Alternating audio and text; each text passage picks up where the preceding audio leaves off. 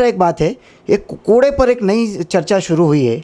मैं उस पर ज़्यादा कुछ जानकारी नहीं रखता, मैं आपसे जानना चाहता हूँ ये कूड़े और कचरे का क्या मसला चल रहा है? असल में कॉरपोरेशन का मसला और सत्ता पक्ष जो सेना भाजपा की सरकार जो सरकार में बैठे हैं, कॉरपोरेशन में जो सरकार में है, ये असल में मैं आपको बताना चाहता हूँ, जो ना करने के काम होते हैं ना उसमें ही जल्दी पड़ जाते हैं।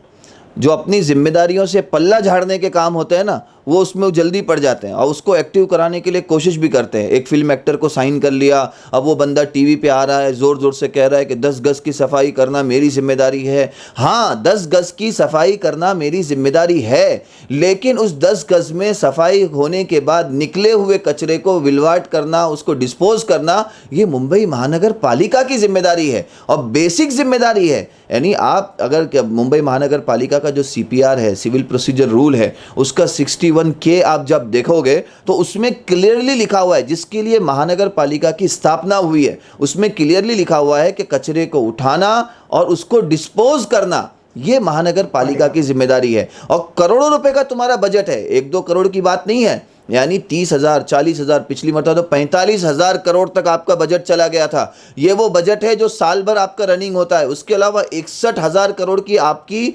सेविंग है, फिक्स डिपॉजिट है। यानी इतना पैसा, मैं आपको बताऊं कि मुंबई महानगर पालिका देश के 11 स्टेट का जितना बजट है ना, उससे ज़्यादा बजट मुंबई महानगर पालिका का बजट है। उससे एक कदम आगे दुनिया में दुबई, इमारात जिसको कहते हैं, कतर, कुवैत, इन कंट्रियों का जितना बजट नहीं है उतना मुंबई महानगर पालिका का बजट है। आप दुनिया घूम लिए कि कचरा किस तरीके से डिस्पोज हो सकता है। सिंगापुर गए, जर्मनी गए, पता नहीं कहाँ कहाँ गए, और आपके पास में पैसा है, आपके पास पावर है, आपके पास मशीनरी है, और इतना सब कुछ होने के बाद में आप उस मसले का हल नहीं निकाल पाए। अभी उस मसले को आपने लोगों के गर्दन में डाल दिया कि भाई आप अपने मसले का हल निकालो। ये अपनी जिम्मेदारी से भागना है। अच्छा, ताज्जुब की बात यह है कि इन्होंने जो कानून लाया है, सेना भाजपा वालों ने प्रशासन के साथ में मिलकर, कानून यह है कि हम बिल्डिंगों का कचरा नहीं उठाएंगे, कि बिल्डिंगों का 100 किलो से ज़्यादा जो कचरा निकलता है वो हम नहीं उठाएंगे। अच्छा, मसला यह है कि असेसमेंट में आप 5% टैक्स लेते हो बिल्डिंग वालों से। हाँ, बिल्डिंग वालों से जो आपको टैक्स देता है उसको आप बोलेंगे हम आपको सर्विस नहीं देंगे।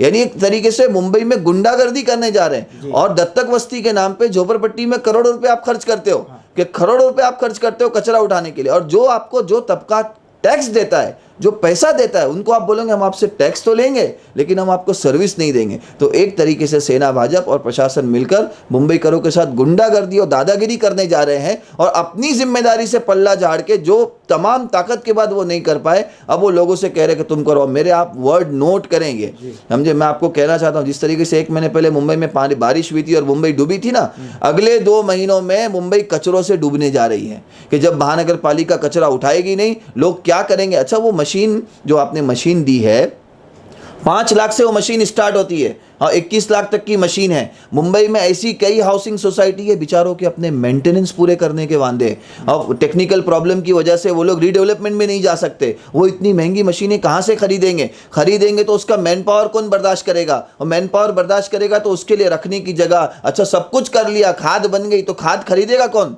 ये क्या बिल्डिंग में रहने वाले जो पढ़े लिखे लोग हैं, क्या रास्तों पे जाके खाद बेचेंगे?